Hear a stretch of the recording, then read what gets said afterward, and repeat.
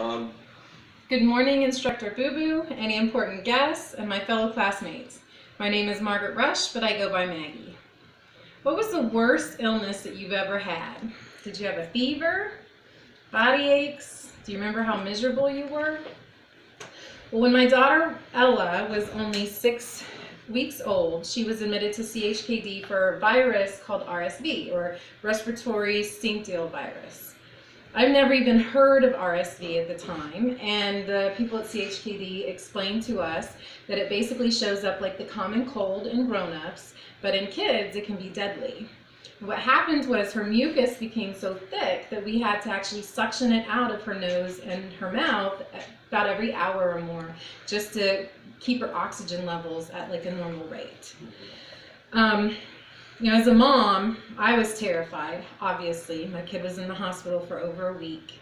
I can't even fathom having one of my children come down with one of the many preventable illnesses such as smallpox, measles, mumps. That would just be a nightmare to me.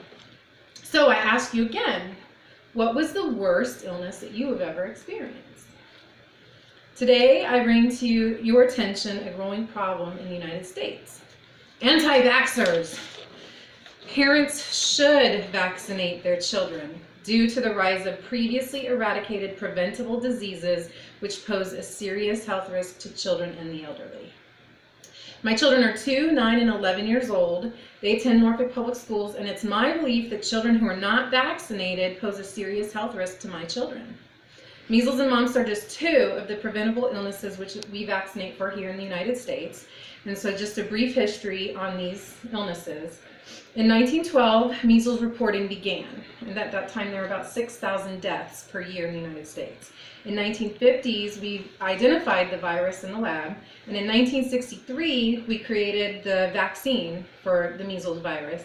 And at that time, 3 to 4 million people per year were estimated to be diagnosed with measles. It was actually eliminated in the United States in 2000, and it's highly contagious and airborne. The symptoms include fever, cough, runny nose, watery eyes, and a rash of red spots, and it can be deadly in children and the elderly. Recently, it was brought to us from the Philippines, the Ukraine, and Israel, and in addition to measles, mumps is another vaccine preventable disease that's also extremely contagious. And before the 1967 vaccination program, about 186,000 U.S. citizens per year got mumps. Right now, currently, the WHO estimates that across the world, 20 million children are still unvaccinated or undervaccinated, and this is not acceptable. The primary concern with unvaccinated children and adults is previously eradicated preventable disease on the rise. CNN, the World Economic Forum, and the Texas Star all reported on April 24, 2019 that after previously declaring the eradication of measles in the United States, that the measles outbreak is now at a record high. There are as of April the 19th of this year, there were 681 cases in 22 states. And then Wednesday of that week, it was reported that that number was up to 695. 72% of those people are unvaccinated. 10% had maybe 1 dose, the rest unknown. There have been 426 reported cases of mumps so far this year across 34 states. The outbreaks are occurring in mostly anti-vax communities, and the CDC referenced the ongoing outbreak in New York Wednesday, stating, quote, "The longer these outbreaks continue, the greater the chance measles will again get a sustained foothold in the United States." Texas right now has one of the largest outbreaks of mumps due to the immigrant and ICE camps. 200 people in those. With so many reasons for vaccinating children, what seems to be the problem?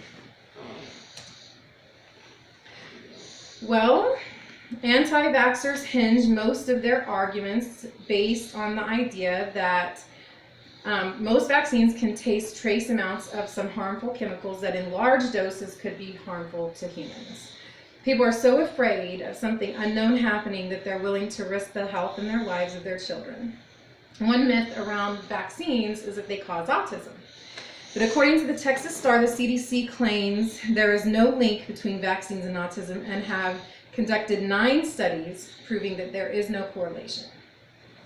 In the same article, Fernanda Maldonado, political science senior, also attending the Texas University, states the myth about vaccines causing autism has already been debunked many times, so that's not really based in science. It's a public health crisis at this point, so it should just be a matter of the greater good.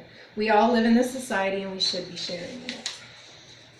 Linda Ripley, a Central Texas retired nurse, was interviewed by the Texas Star and speaks from her experience. She says, quote, "I think that children need vaccines, period. Most of these communicable diseases were practically eradicated for years until we started letting parents say no. Now they're coming back. Most of our younger generation didn't see kids dying from whooping cough or being very sick from measles or scarlet fever or smallpox. If a parent doesn't want to vaccinate their children, then they should not be allowed in public schools or daycare." So fear of something going wrong is not enough of a reason to allow preventable illnesses to spread unchecked. As parents, it's our job to protect our children and to give them the best life that we're able to. And this requires making difficult decisions.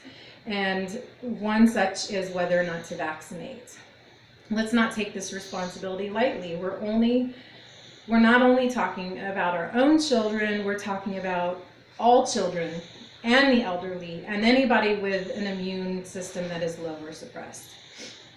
And to these groups of people, the decision to vaccinate is life or death, and the decision should be made with the appropriate consideration.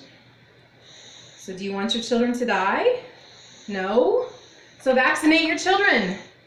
Thank you. Okay, turn it off. Yeah, I got